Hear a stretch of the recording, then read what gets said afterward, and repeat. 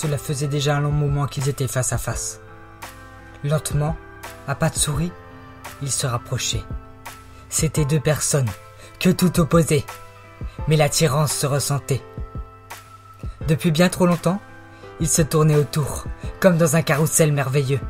Ils se contemplaient de loin, sans avoir le courage de se lancer. Ils rougissaient, tous les deux, car c'était la première fois qu'ils ressentaient cela. Lui faisait semblant d'être à l'aise. Mais on entendait bien sa voix qui déraillait.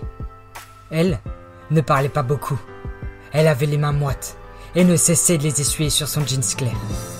Ils prirent tous les deux une grande respiration, comme pour chasser le stress qui les menaçait. Et maintenant, tout recommençait.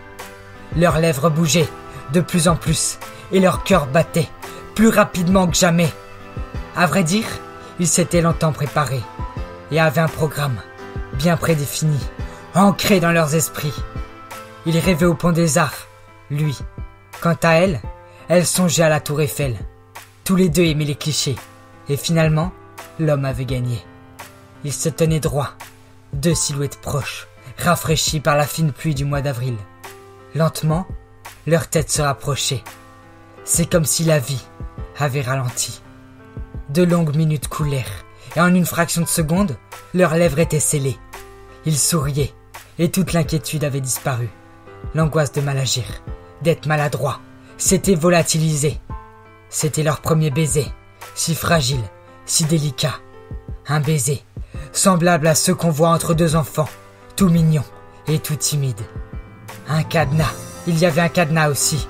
Lui, qui avait toujours aimé la poésie, voulait transformer cette action en une métaphore, qui durerait encore et encore. Alors que le verbe aimer était désormais un euphémisme, il avait décidé de laisser une trace dans la ville amoureuse. Le loquet verrouillé, les clés tombèrent dans le plus profond de la Seine, dans les abysses du fleuve, reposant dans un lieu, un point de départ pour une si belle histoire.